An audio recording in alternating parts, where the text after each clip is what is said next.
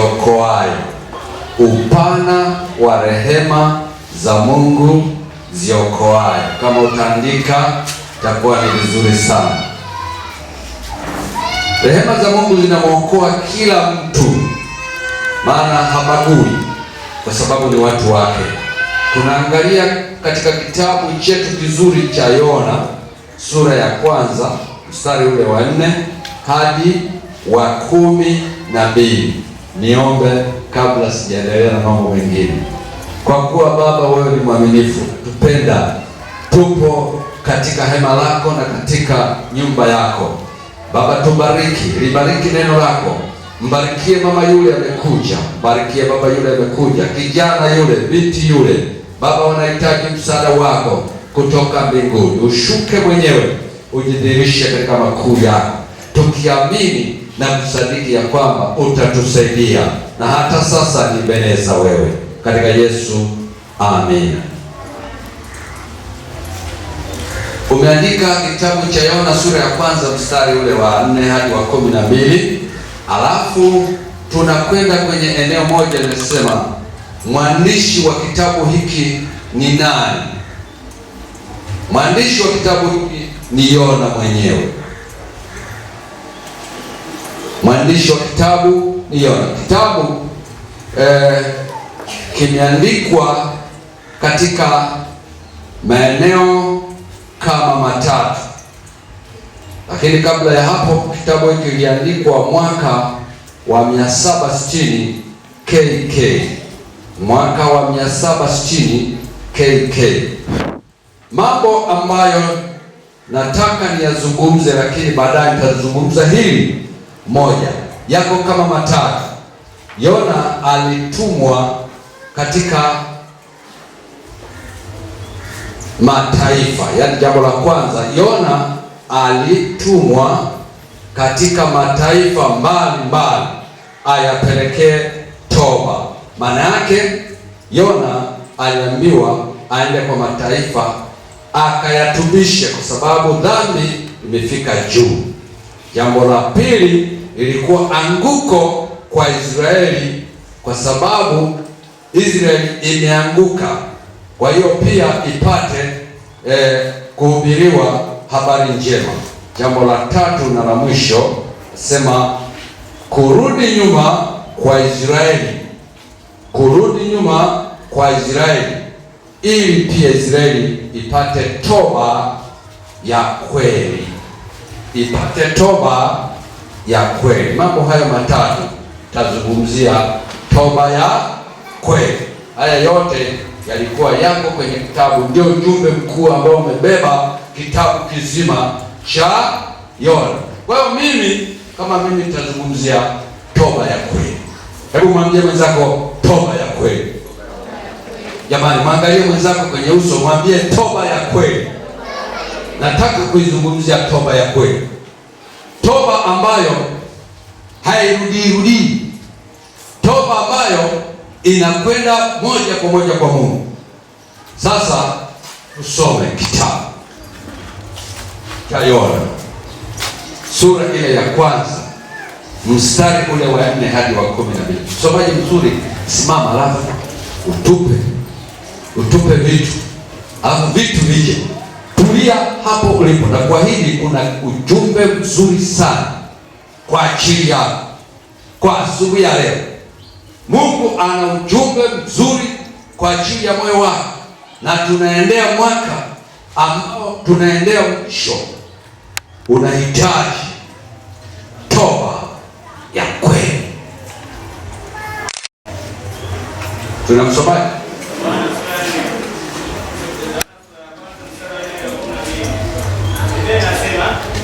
lakini Bwana alituma upepo mkuu baharini, ikawa tufani kubwa baharini, hata merikebu ikawa karibu na kuvunjika. Basi wale mabaharia wakaogopa, kila mtu akamwomba Mungu wake, nao wakatupa baharini shehena iliyokuwa merikebuni ili kupunguza uzito wake. Lakini Yona alikuwa ameshuka hata pande za ndani za merikebu, akajilaza akapata usingizi.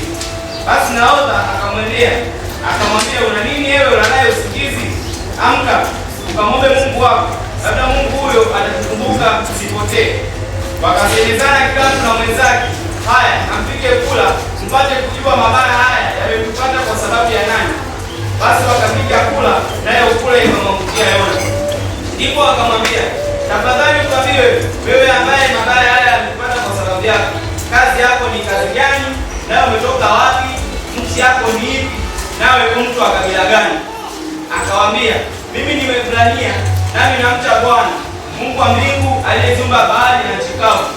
Ndipo watu wale wakaogopa mno, wakamwambia, ni jambo gani hili lililotutenda? Kwa maana watu wale walijua ya kuwa amekimbia ajiepushe na uso wa Bwana, kwa sababu walikuwa wamewajulisha. Basi wakamwambia, tukutende nini ili bahari itulie? Kwa maana bahari ilikuwa inazidi kuchafuka. Naye akawaambia, nikamateni mnitupe baharini, basi bahari itatulia, kwa maana najua ya kuwa kwa ajili yangu tufani hii imewapata. Amina. Amina. Mungu akubariki sana. Sasa naomba uniangalie, naomba useme na Mungu wako asubuhi ya leo, usikilize kile ambacho kinaongelewa, na hii ni kwa sababu yako, na hii ni kwa ajili yako. Afadhali ulikuja Mungu akwambie, akuelekeze nini cha kufanya asubuhi ya leo. Tumemwona mtumishi wa Bwana ambaye anaitwa Yona. Yona ni mtoto, baba yake anaitwa Mtei, ambaye yeye pia Yona huyu ni nabii, alitumwa na Mungu kwenda Ninawi, kwenda kuhubiri. Angalia sambamba na yale niliyokuambia, kwenda kuhubiri. Ninawi ni taifa ambalo lina mfalme, na Israeli pia ni taifa ambalo lina mfalme. Kwa hiyo mataifa mbalimbali sasa Mungu anaanza kuyahubiri, kuyapelekea taarifa hii ya toba. Lakini Yona alipoondoka pale akiwa mcha wa Mungu, aliamua kuahirisha safari yake ya kuelekea Ninawi, kwenda kuhubiri watu wa Ninawi watubu, waache madhambi, waache maovu. Lakini Yona akaahirisha, akaelekea nchi nyingine ambayo inaitwa Tarashishi. Tarashishi tunaambiwa na historia katika kutoka Israeli mpaka kuelekea mji wa Tarashishi, kwa leo tunaweza tukaita Hispania, ambayo ni mbali, umbali wake ni kilomita, sio kilomita, ni maili 2,500 ndio ufike kule. Sasa hapa ni karibu, hapa Ninawi ni karibu, lakini ameamua kujiepusha na uso wa Mungu, aende mbali, Mungu asimuone. Kwa hiyo angalia na kuweka vizuri, Mungu ana mpango rasmi na nchi mbalimbali na mataifa mbalimbali, kuwatumia manabii kutoka pale Israeli kwenda kuwahubiri watu wa mataifa mbalimbali watubu, waache dhambi zao. Nimesema upana wa neema ya Mungu au rehema za Mungu, upana. Mungu anamrehemu mtu yeyote. Mungu anatoa rehema kwa mtu yeyote atakaye tu. Lakini tuendelee kumwona Yona jinsi alivyomkatili Mungu, akaondoka akaenda kulipa nauli ya kuelekea Tarashishi, akiwa na maana kujiepusha na uso wa Bwana, na akalipa, akapanda chombo kinaitwa nini? Merikebu. Jamani, si wasomi wa Biblia nyinyi? Chombo kilikuwa kinaitwa merikebu. Akapanda pale, akaingia. Merikebu hii inaonekana sio ya abiria, ilikuwa ni ya mizigo. Mizigo imejaa, na yeye akaomba pale, akapanda. Kwa mfano, unaweza ukapanda magari ya kuelekea mikoani, yale magari ya mizigo, sio ya abiria. Sasa akajichomeka, akaondoka, akawa ni mmoja wa safari wa kuelekea Hispania. Moja kwa moja ikafika katikati ya bahari. Mungu akaona Yona kweli anatoroka. Yona anatoroka, na mimi ni Mungu, nifanye nini?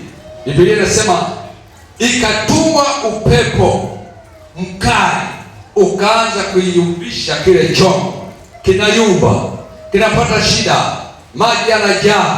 Wale wahusika wa chombo kile wakaanza kuambizana, nini cha kufanya? Mbona tunaumia? Tupa shehena zote, lakini wapi chombo hakitulii, kinaendelea kuyumba, kinaendelea kujaa maji. Hatimaye wakasema, tulikuwa wangapi? Wakasema, kuna mtu mmoja yupo humu, hebu tumwendee. Wakamwendea mtu mmoja anaitwa nani? Yona. Yona kutwa amelala usingizi, amelala usingizi. Wangapi wanajua usingizi? Jamani, wangapi wanajua usingizi? Wote mnataka kuringa, hamlali. Wangapi wanajua usingizi? Na mwingine analala hajielewi yuko wapi, hajielewi yuko wapi. Sasa ndio umeona, hajielewi yuko wapi, anafikiri yupo Israeli, yupo kwenye nchi yake, lakini kumbe tayari amekutana na tatizo. Kwa hiyo tunaanza kuona tatizo kwa Yona. Alilala usingizi, hana habari anakokwenda tena. Akaamshwa, wewe, akaanza kupewa maswali, akahojiwa, akasema mimi ni Mungu. Hakukana. Sawa na wewe leo unaweza ukaulizwa, wewe ni nani? Mimi ni mlokole, au mimi nimeokoka. Ukakomesha swali. Lakini akasema mimi ni mcha Mungu na nimetoroka kuelekea nchi ya Hispania ili niweze kujiepusha na uso wa Bwana. Sasa la kufanya ni nini? Na bahari imechafuka na merikebu tayari inataka kuzama. Anasema anatoa maamuzi yeye. Anasema nishikeni, mnitupe kwenye kilindi cha maji, nitupeni. Unaweza hiyo? Unaweza hiyo? Akashikwa kweli, akatupwa, akadakwa na samaki. Mungu akamtenga samaki mkubwa, akammeza. Tunasema toba ya kweli. Toba ya kweli. Huyu mtu alianza kutubu akiwa kwenye tumbo la samaki, anatengeneza toba ya kweli. Mungu nisamehe, Mungu nisaidie, nimekukosa. Angalia toba yake kwenye ile sura ya 3, toba ya kweli inakwenda kupatikana. Yule samaki akashauriwa na Mungu, akaelekezwa na Mungu mpaka kwenye pwani ya Ninawi, akarudishwa kule, akatupwa, akatemwa. Yona akajikuta yuko kwenye pwani ya Ninawi. Akaanza sasa kwenda toba ya kweli. Angalia toba ya kweli, kitu ambacho nataka kuja kukizungumza. Akaenda kwenye kazi yake ile, akaanza. Biblia inasema mji wa Ninawi ulikuwa ni mkubwa, unaweza kufikia kwa siku 3, lakini Yona kwa siku moja aliweza kufikia, akiwahubiria watu toba. Hilo ni taifa lingine.